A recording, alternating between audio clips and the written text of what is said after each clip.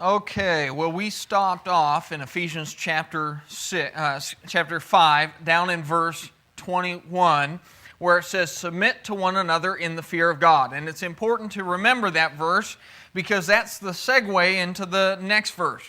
What we're going to begin to talk about now is the family. And we'll start by talking about the husband and wife, but it will cover really the whole family unit. And so Chapter 5 has been covering this idea of how to live a faithful life. And then he finishes up in verse 21 with that topic by saying, submit to one another in the fear of God. Take an attitude of putting others first. Take an attitude of being a servant. And then he uses that to move into the next subject, which is the family. And he does so by saying in verse 22, wives, submit to your own husbands as to the Lord. And so you can see that connection there of submitting. And so whenever we begin to talk about the family, it's really been said that these verses, Ephesians 5:22 to the end of the chapter, down to verse 33, are probably the most condensed teachings on the subject of marriage in the Bible. There are certainly other teachings, and we'll spend some time hopping between those. But this is God's treatise on the subject, I guess you could say. He puts it all in one area at once. And so when you begin to think about marriage, and you begin to think about families, it has been said that the family is what society is built off of. And when you see a society begin to degrade, it's because the family unit has begun to degrade. And when you see a society that's very successful, you can trace it back just the same way and say it's because the family unit has been successful. Really, when you go through life, you'll have a lot of different interactions with different people. You'll have a lot of different people that you touch their lives and their lives touch you, but none any more so than your family. And this doesn't really matter whether you're married or not. If you are born, there is some sort of family structure that you're aware of. And sometimes if you take some people and they've been put in a very difficult situation, had a very tough childhood, their family structure is, they say, well, what is it? Well, it's the absence of one. And they'll tell you that absence of a family structure is a very big deal and has affected their life greatly. Whether you have a functional family or a dysfunctional family, you still have a family. And as we look at the Bible's teachings on it, what we're really seeing is God designed that family unit. The family unit is something that's been around as early as Adam and Eve. It is a God-created institution. And when we begin to look at it, if you want it to function right, if you want it to be a successful thing, you've got to do it the way that God intended. You think about, you have a picture of a married couple, and it doesn't matter what wedding photos you grab.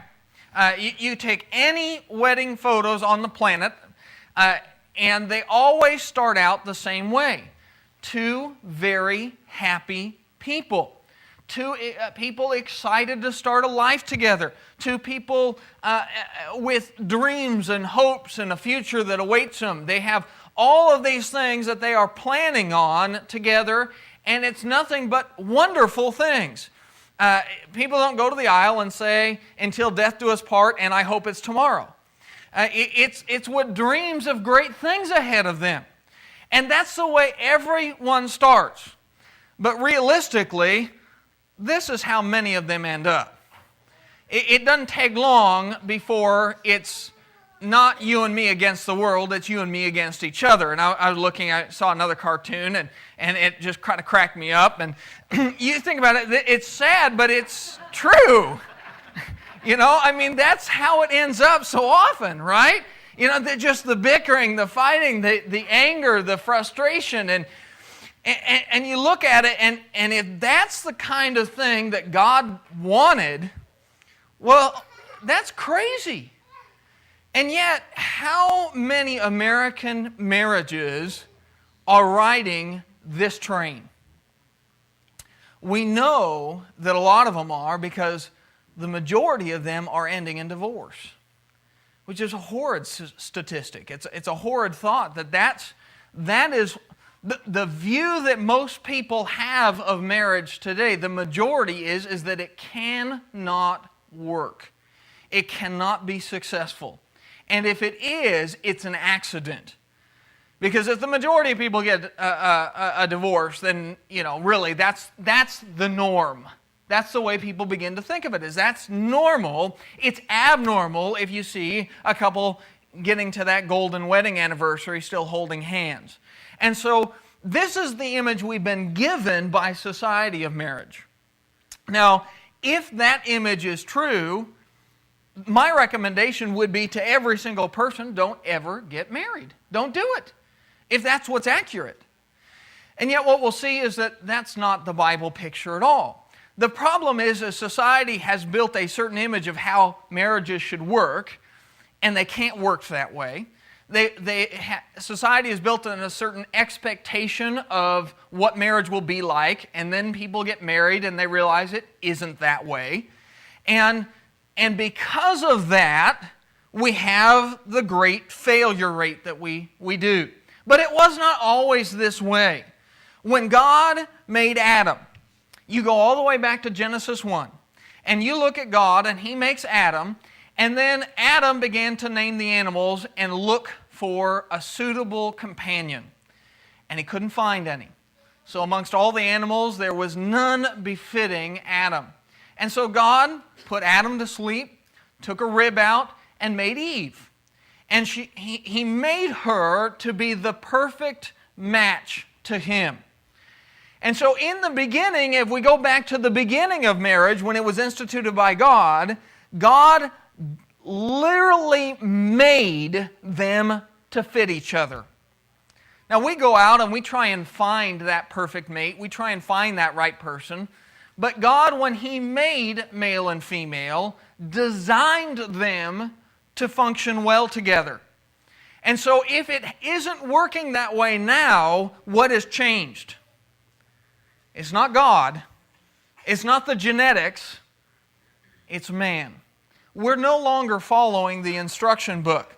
And so that's what Ephesians 5 is. It is God's instruction book to mankind as to how to have a blessed marriage. For a marriage, which is the beginning of that family, so you then add to that marriage children and a life together and all these various things. It's to give it that good foundation so that whatever happens in life, you can be successful. When you have Adam and Eve, you trace all the way back to them, they had quite a few ups and downs in their marriage. You think about it. How did their marriage start out? Well, first of all, did they get to choose who they were married to? They didn't get any say-so in that. And then, on top of it, they started out in a pretty good place. Can't get a whole lot better than being in the Garden of Eden, and everything went well. And then we had a problem. Somebody got in the middle and started to cause problems in their marriage, namely that serpent. And so their marriage had to deal with outsiders trying to tear it apart. You think that happens today? People try and tear marriages apart all the time. Life and struggles and heartaches and all sorts of things can destroy marriages. And yet Adam and Eve, they made it through that. They made it through being kicked out of the garden. They made it through a brand new life where Adam had to work by the sweat of his brow, and Eve had pain in childbirth, and everything all of a sudden changed for them, their whole life. And you could think of how easy would it have been for them to spend the next, especially since they lived so much longer, spend the next couple hundred years blaming each other. Well, that wouldn't have happened if you hadn't talked to that serpent. Or Eve saying, if you just work a little bit harder, we get some more food here, and it'd be a little bit easier. The reason it's so hard for us to get food is because, Adam, you're not sweating enough. How easy would it have been to be that way? And yet you see, God designed marriage to not be that way. Adam and Eve were married for many, many, many, many, many, many, many, many years. I don't know, when you start getting into the hundreds, You move past the golden anniversary, right? And yet they stayed married. So it can work. It can work when we do it God's way. And so the key is for us to say, what is God's way? Let's throw away the pattern that you see in society, because we know one thing about that pattern. The one thing you know is if you do it society's way, you have a better chance at failure than you do at success. So throw that pattern away. It's not helpful. And now let's take a clean slate and say, what does God's pattern say? What does God's standard for marriage say if you want it to be successful? Anybody have any comments or questions? Okay, well let's head here into looking at marriage. I didn't animate this at all. Ephesians chapter 5. If you start in verse 22, it says, "Wives, submit to your own husbands as to the Lord." This verse is one of the most hated verses in society. And it is used over and over and over again to talk about how the Bible hates women, how the Bible is opposed to women, how it wants to put them under the thumb and take the value away from them. But first of all, you have to take it for what it means.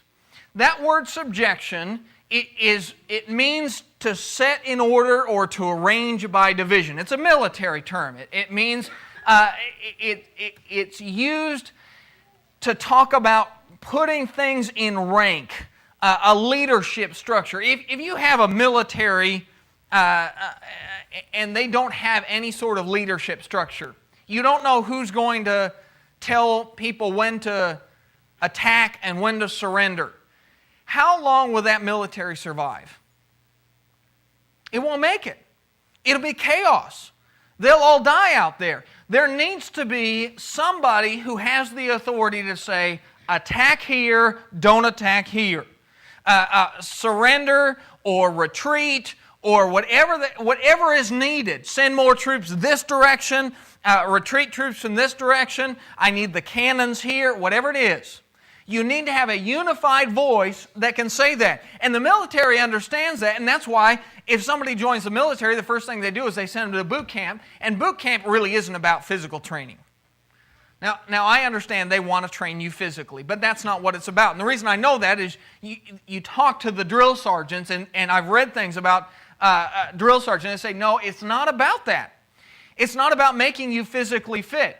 Some people come to boot camp and they can already do 150 push-ups, but they still have to go to boot camp. Boot camp is about training your mind so that when your commanding officer says jump, you say, yes, sir, and when can I come down? Why? Because the commanding officer is a better person than you? Is that why? No, it's to save lives is really what it comes down to. Because in a firefight, when there are missiles coming at you, when there are bullets flying, you need to know that those men will do what they're told so that everybody can come home. Now that's what that term is about. And it is not a derogatory term in any way, any more than somebody being under the authority of a military officer, it's derogatory. If you have a 4-star general and a 1-star general, who's in charge? 4-star general. Does that mean the 1-star general is a nothing? Doesn't mean that at all. It just means the 4-star general is in charge. And on top of it, if you're going to be upset with the idea of wives be in subjection to your own husbands as unto the Lord, you're going to have to be upset at the verse above it too. Because look at what the verse above says. Who's supposed to submit to who in verse 21? Submit to one another in the fear of God. Every one of us is in subjection. And actually, as we go through this, you're going to see that the husband is submitting to the wife as well, but in a very different way. Now, the wife has a certain type of submission, and the husband has a different type of submission, and that's the way God designed it. God didn't design marriage to be two people who are exactly the same put together and they just be mere copies of each other. As a matter of fact, whenever you have two people who are exactly alike, what do you tend to find? they're actually less effective. Because what they do is they increase their stupid. That's what happens. If you're dumb at something and you go and ask somebody else who's dumb at the same thing about how to do it, guess what's going to happen? You're going to be twice as dumb. Right? If you don't know anything about plumbing and then you come and you say, hey, I'm going to go talk to that other guy who doesn't know anything about plumbing and ask him how to fix my sink. Good luck with that. Go have fun. See how that turns out. No, see, God understood that it made no sense to make Adam and Eve the same. I mean, He could have made just an Adam and then cloned another Adam and just said, that's it, that's all you need. He didn't do that though, did He? Adam needed somebody different than him, but also similar enough to him that they could work together and be better together than apart. And if that's the case, that men and women are different, which should not be a major shocker to you, if men and women are different, then that also means that our roles should be different. And that what each one brings to the table and what each one has to offer is something unique. And one of the things that God says with wives is He tells them, submit to your own husbands as unto the Lord. Now there's a bunch of things to think about with that. First of all, if a wife is to submit to a husband like he's the 4-star general and she's the 3-star general. And I put it that way because in a marriage, is a wife going to make any sort of decisions? Absolutely she is. When you're raising kids, is a wife going to have any sort of say-so in that? You bet she is. Matter of fact, what do the Scriptures say on wives with children? They're going to have the largest amount of time impact because God tells them, you be a worker at home. Well, wait a second. Why not have dad be at home? You saying that men are worse at raising children? Yes. Yes, I am. I'm saying that men are not equipped to do that the way women are equipped to do that. Now, does that mean dad should not be involved in raising the kids at all? No, but it's a different role for men than it is for women. When you have Gus over there and he's screaming and crying and screaming and crying and screaming and crying, Jen can just move into this zone that doesn't exist in Scott's world. You know, she can move into this realm of patience and kindness, and she can coo and help him through it. And when I've had... I think I can last a minute and a half of him crying and screaming. You know what I do? I move into a zone 2. It's called the, here, take him. Because see, I'm not built that way. And so, once again, when you have men and women, it is not a matter of one is better than the other. It is different. And so, here, when you're talking about wives be in subjection unto your husbands as unto the Lord, who did God design to be the leader of the house? The man. He did. Now, He didn't design him to be cruel. He didn't design him to be mean. He didn't design him to be a dictator. Matter of fact, we'll look at lots of verses that show the exact opposite. But which one did God design to be the 4-star general that makes the household decisions? He designed the man. And when you look at the wife, we're going to see that she has a lot of wonderful things to bring to the table and a lot of great strengths that he doesn't have. But if God designed one person to be better at seeing things, at seeing the big picture of things, and another person to be better at seeing the details, who should be in charge? The one who sees the big picture or the one who sees the details? God says, I put the men in charge because I made them differently than that. I made them to do that.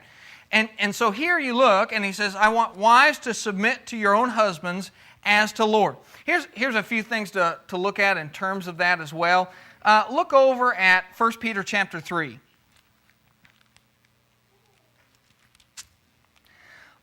Let's look a second at what happens when you have a wife who respects her husband enough to follow him, who shows him respect even when he acts like an idiot, because we do. What happens with that? 1 Peter chapter 3 says, wives likewise be submissive to your own husbands, that even if some do not obey the word. That is, wives, even if you're married to an unbeliever, if you're submissive, what happens? They, without a word, may be won by the conduct of their wives when they observe your chaste conduct unaccompanied by fear. You know, you have that picture of the nagging wife. You know, and the Bible even talks about the nagging wife. It says she's like what? Anybody know the proverb on that one? She's like dripping water. Drip, drip, drip, drip. When you have the wife and she says, every time he makes a mistake, she goes, no, no, no, no. She's like, no, no, no. Every time he makes a mistake, she just lays into him. How much does that change a husband? As a general rule, what do you expect a guy to do when you have a wife who does that? When you see a man in a grocery store and his wife is just laying into him, what do you expect that guy to do? Are you thinking, boy, I'm so glad that's happening. He's probably becoming a much better man right now, and it's really helping their marriage. No, you're thinking the opposite. You're thinking, oh, man, their marriage is dissolving. It's totally falling apart. Over here in 1 Peter 3 says, if a wife wants her husband to become a better man, if she wants her husband to be more faithful, what can she do? Be submissive to your husbands. Let your chaste conduct accompanied by fear. That word fear is also a word we use for respect, accompanied by respect. When you have a wife who trusts her husband even when he makes bad decisions, what happens to the heart of that man? Almost every time. When she honors him in her eyes, he begins to think, uh-oh, I need to be worthy of that. I need to match that. I need to become that kind of a man. Now that is the way God has built people. Now you won't hear that when you hear people talking about marriage in society today, will you? You're never going to hear that kind of language. As a matter of fact, if somebody got on TV today and said, wives, submit to your husbands, there would probably be a huge uproar. Can you imagine if Oprah all of a sudden did that? If that was on Oprah and she had a big special, says, I figured out the key to marriage, wives, submit to your husbands. How long would it take for that to cause an uproar? It'd just be immediate. But it works. See, what did we learn about the way society runs a marriage? If you do it the way society says, what happens? Failure more times than not. When you do it God's way, you say, wow, that's totally different than what society teaches me. That's probably a good thing. Because society doesn't create good and happy marriages. So, you look and it says, wives, submit to your own husband as to the Lord. Now you notice there, it's submit as to the Lord.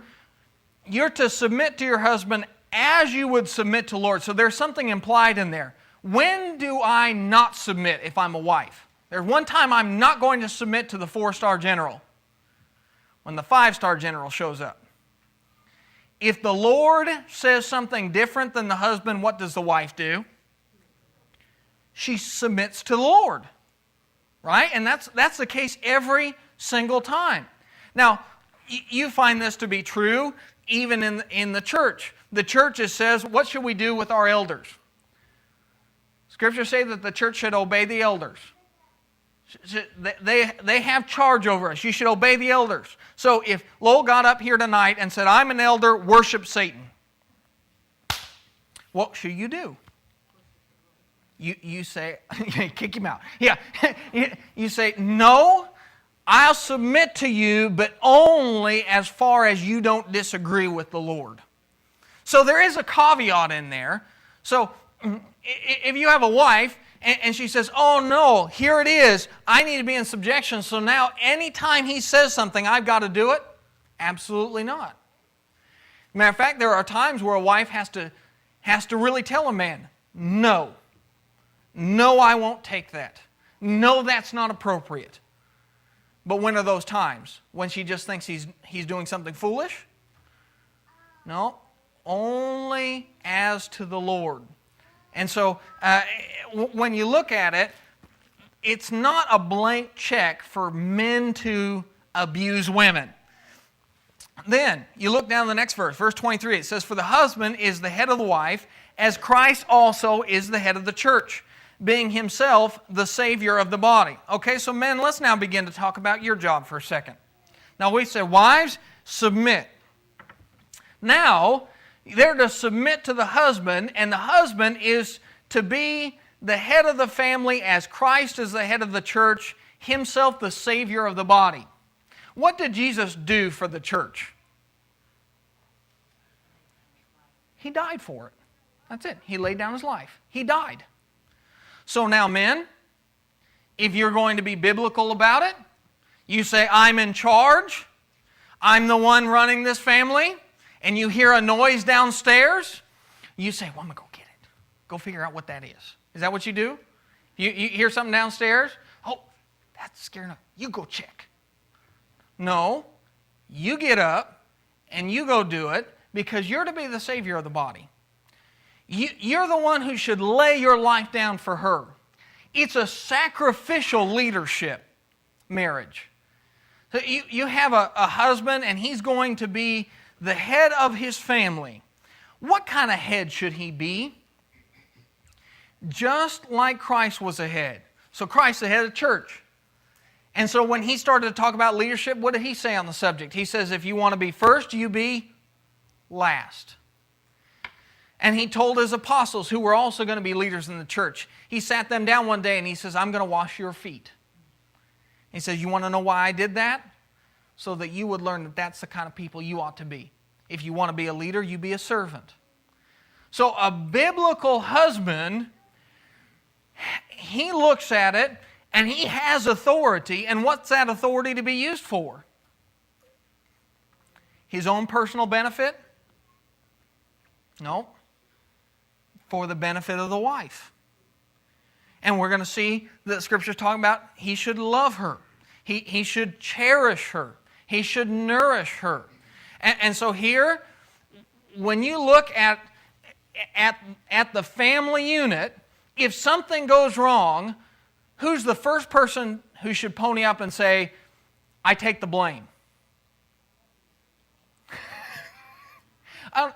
Some of you may not have seen that, but Denise immediately pointed at Rod. Yeah, that's right. It's Rod's fault. It is on the husband's shoulders. And just as you look at the church and say, if you take the church and the problems of the church and that the church gets safely to heaven, whose job is it primarily to make sure that that happened? It was Christ. Christ says, I put that on my shoulders. I'm the head. I've got to make sure I tell you how to live. I've got to make sure that I'm giving a good example of how to live so that when you imitate me, you're not making bad choices. I've got to show you what love is by giving of myself more than anybody else did. You look at a family, and the way I put it is the husband creates the theme for the family.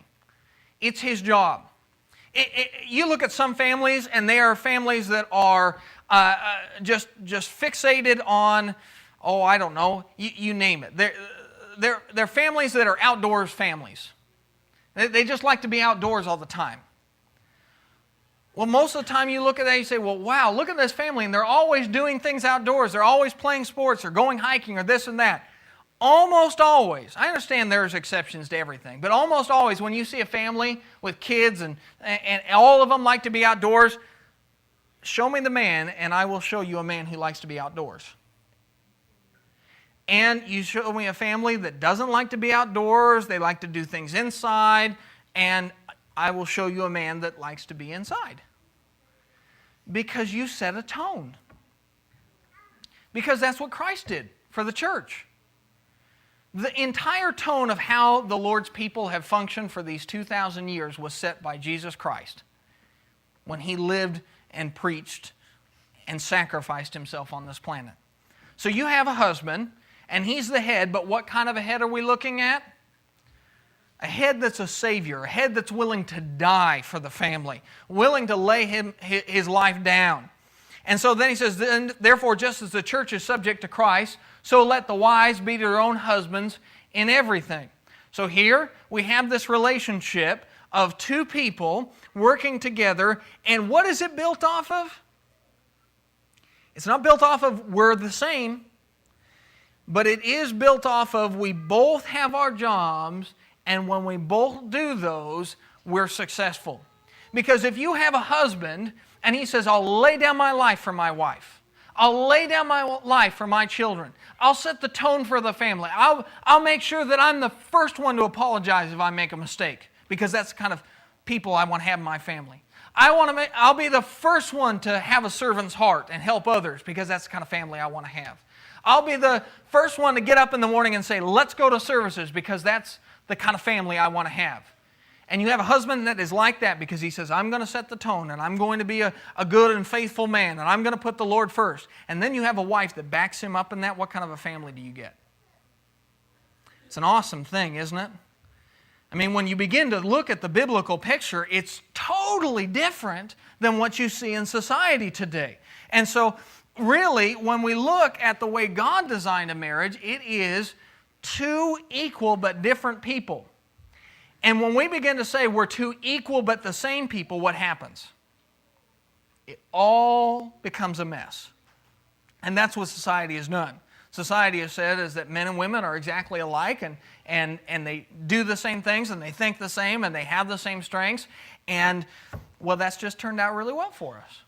But instead, the Bible gives a very different picture, that there is equality, but there is difference in that equality. Anybody have any comments or questions before we move forward? Okay, so you move on down, and it says then in verse 24, verse 25.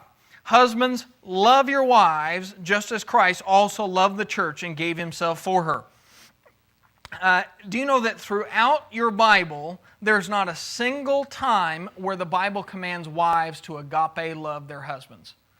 Not a single time. Now, this is kind of a strange thing, because you would think in today's society for sure that would be something you would teach. Why does the Bible teach that husbands should love their wives, but wives, it never tells a wife to love her husband? That's it. That's exactly it, because husbands have to work on it. For those of you who've watched those Love and Respect tapes that have kind of cycled through the congregation, the guy talks there, and he's right, and he says, statistically, we even have this to back it up. Women love kind of like they're breathing. They don't have to think about it. They just do it. That's like I said with child rearing and looking at Gus. You know, when Gus just starts to fall apart and have a temper tantrum, or just he's tired and all those things, Jen can hit a zone I can't hit, because love just comes naturally for her. When I have something screaming and crying in my face, I just want it to go away. And that's because I have to work on love in a way that my wife doesn't. And so husbands need to realize that. Your job is to love your wives, just as Christ also loved the church and gave himself for her. Jen tells a story to a lot of the young ladies of when she was a kid and she went to it was kind of like a camp for young people, a Bible camp for young people. And there was a preacher, and his job was to talk about men and women's roles. And so he had them in an auditorium just like this, and he told all the girls to leave, just to get out.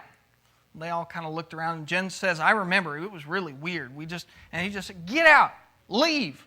And so he kicked all the girls out, and she didn't know it at the time, but she found out later from asking some of the boys. The guy stood up there and he said, okay, you guys, you want to be married someday? You got one rule. Husbands, love your wives. Now get out and send the girls in. And so then the girls came in, they sat down, he says, okay, girls, got one rule for you. And then he quoted down in verse 33. Let the wife see that she respects her husband. Respect your husband. And his whole point was, you worry about your job.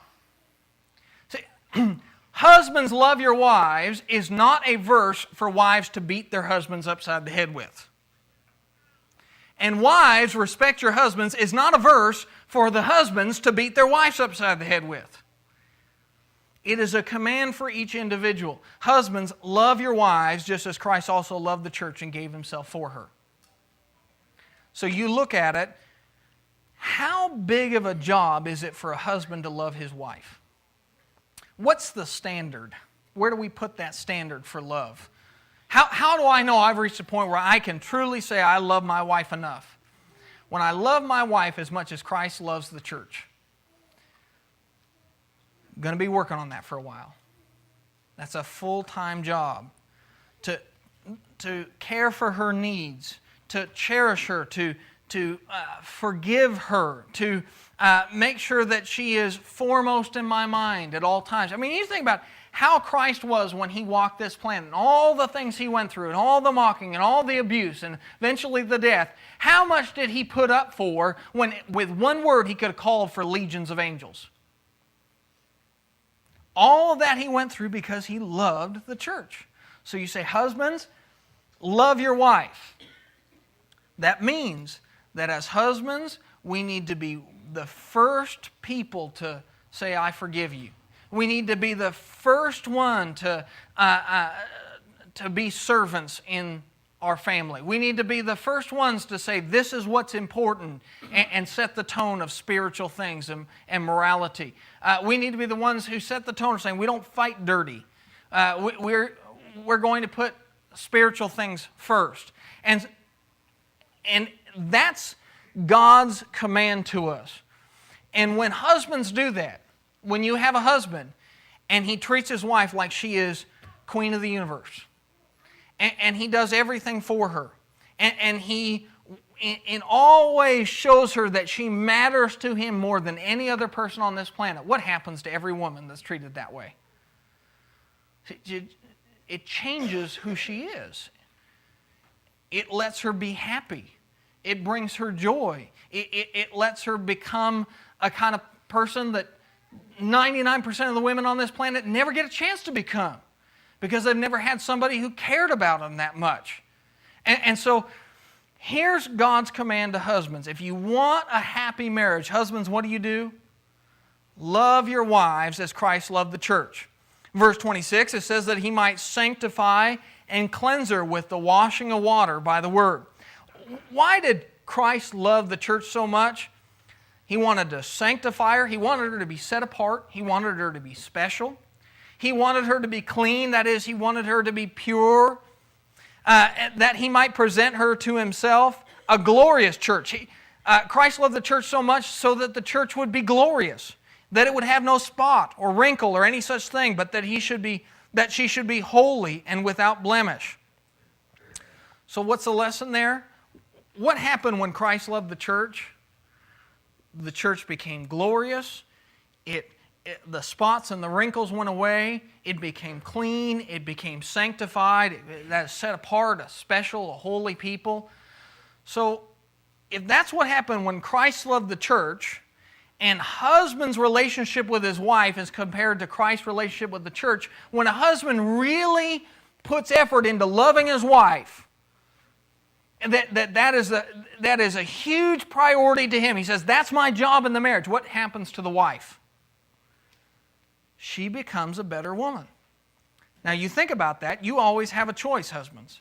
Every husband on this planet has a choice. He can have a better woman or a bitter woman. You pick. And that's the way it works. Because you think about it, you have a man, and every time he talks to his wife, he browbeats her, he treats her like she isn't special, he ignores her, you name it. You think about all the despicable things that men do to women. What happens to that woman? I mean, you can see it, it'll physically affect her face eventually. She doesn't get smile lines, she gets frown lines.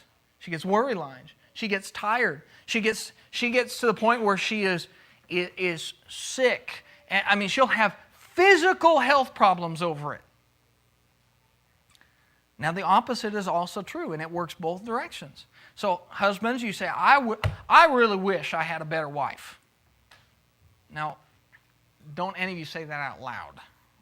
But if that's on your mind, if you think, man, I wish she would do this, or I wish she'd do that, let her take care of her job. You want to equip her to be the best wife she can be.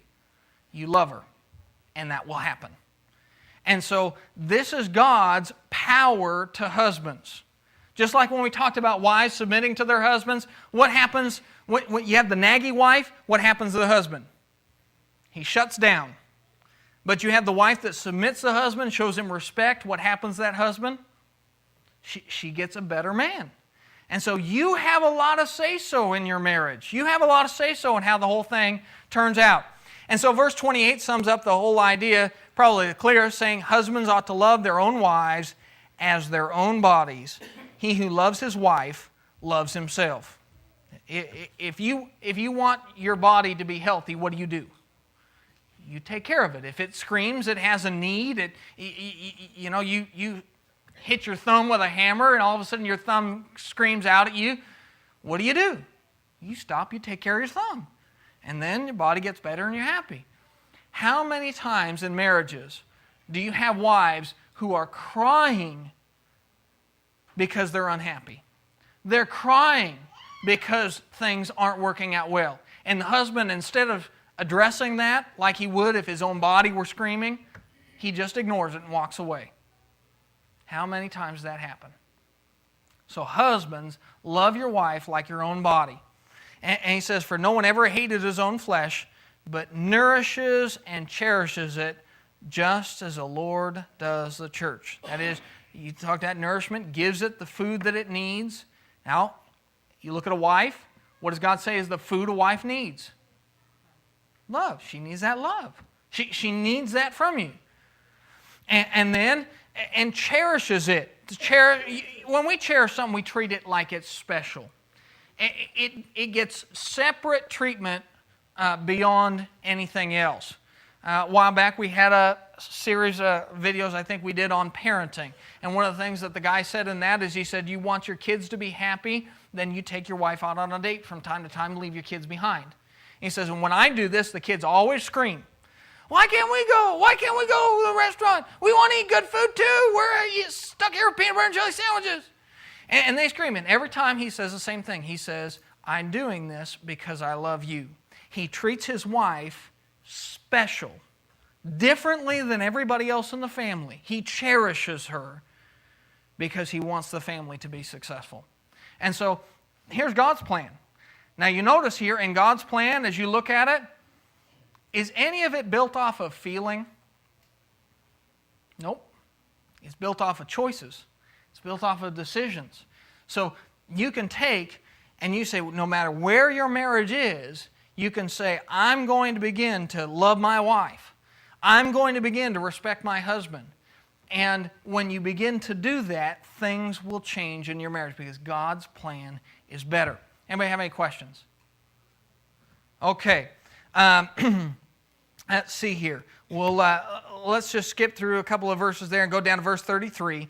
It says, nevertheless, each one of you in particular so love his own wife as himself, and let the wife see that she respects her husband. Verse 33 is kind of the completion of that whole treatise there from verse 22 to 33.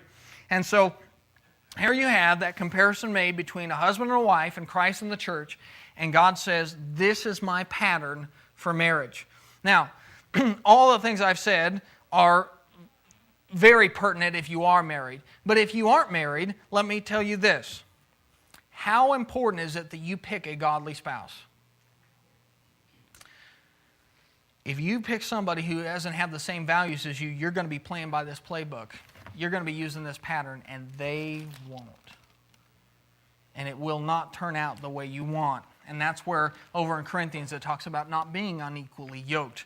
Because this is a huge command in a marriage. And if you're both doing it, wonderful, wonderful things happen. But if you're not on the same page, if you say, I want a husband who will love me like Christ loves the church, and he's an unbeliever, well, he's not going to do it because Christ and the church don't matter to him. And so he can't learn to love you like Christ loves the church. And if you want a wife who will respect you, respect you as the head of the house, as Christ is the head of the church, don't look for an ungodly woman to do that, because she won't have that concept. It won't have the same value. And so as we look at these standards, wonderful things happen when we do it God's way. But if you're not married, the first thing you can do is find somebody who will play by the same rules as you, and they look at Ephesians 5:22 through 33 and say, yes, that's the kind of marriage I want as well. Any comments or questions? Yes? Remember a commentary I was reading on this same verse, and it said it really boils down into, in the home, that the wife is responsible for attitude and the husband is responsible for direction. In the church, the Christian is responsible for attitude and God is responsible for direction. That's a wonderful way to put it. Did everybody hear that? The husband is responsible for direction and the wife is responsible for attitude, just like in the church. Christ is responsible for direction and the church is responsible for attitude. That's the best example I've ever heard on the subject.